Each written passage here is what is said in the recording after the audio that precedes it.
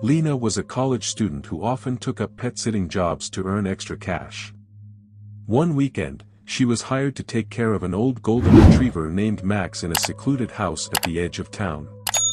The owners were an elderly couple who told her Max was a quiet dog, but he had a habit of staring at corners.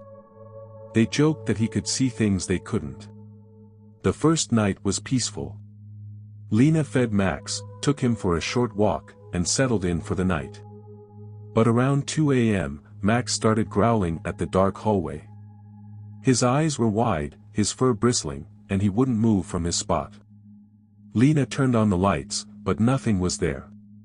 She calmed Max down and went back to bed. Just as she was drifting off, she heard a whisper. It was faint, almost like someone was calling her name. She sat up, her heart pounding. Was it the wind? She checked her phone, no messages, no calls. Then she heard it again. Closer. Lena froze. The whisper came from the hallway, the same spot Max had been growling at earlier. She tiptoed to the door and peered outside. The air was still. The house was silent. Then Max let out a whimper.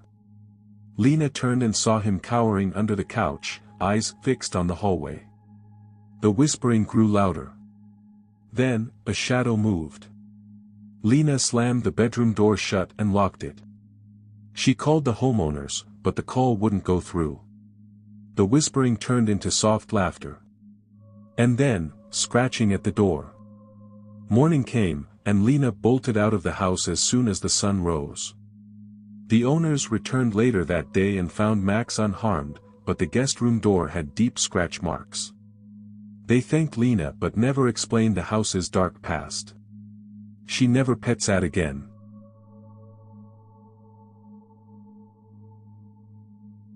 Chris was a pet sitter who had taken care of dozens of animals, but nothing could prepare him for what happened at the Patterson house. They had a black cat named Salem, known for staring at the living room window for hours. Mr. Patterson jokingly said Salem was waiting for someone to return. The first night, Chris noticed Salem perched by the window. The cat's eyes never blinked, its tail never twitched. It just stared. Chris shrugged it off and went to bed. Around midnight, he woke up to a loud thud. It came from outside. Heart racing, he crept to the window where Salem sat. The cat's ears were flattened, his body tense. Chris peered outside. A figure stood by the fence. It was tall, featureless, and unmoving. The streetlights flickered, and for a second, Chris thought he saw it grinning. Then, it vanished. Chris tried to convince himself it was his imagination. But the next night, the same thud woke him up. This time, it was closer. He ran to the window. The figure was standing in the yard now. Motionless. Chris grabbed his phone and snapped a picture. But when he looked at it, nothing was there. Only an empty yard. He turned to Salem, who was still staring, this time at Chris. The cat let out a low growl, something cats rarely do. Then, it darted under the couch. Chris didn't sleep that night. At dawn, he packed his bags, left a note for the Pattersons, and never returned. A few weeks later, the house burned down. The cause? Unknown. But what haunted Chris the most, was a message he received from an unknown number the night before. It simply said, "Salem saw me. Now you do too."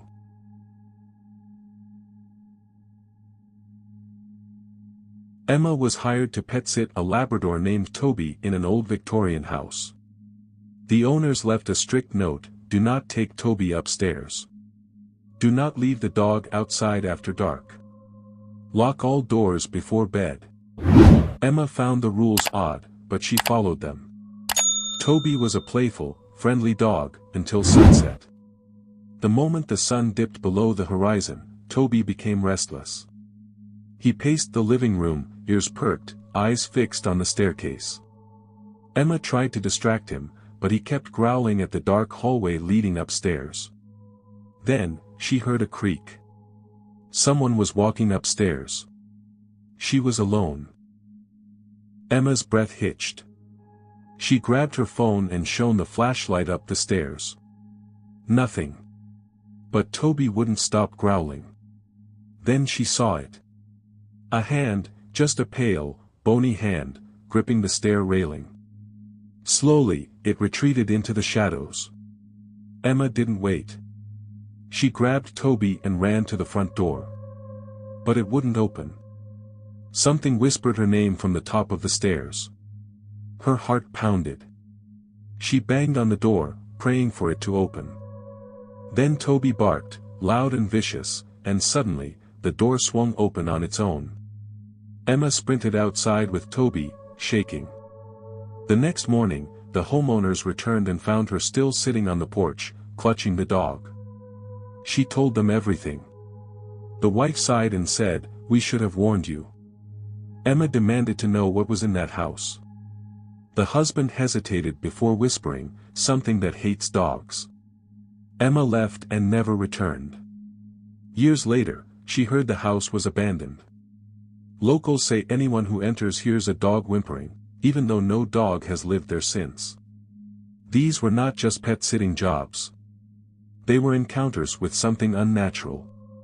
Something that watched, waited, and whispered. So, next time you agree to watch over a pet, make sure you're the only one watching.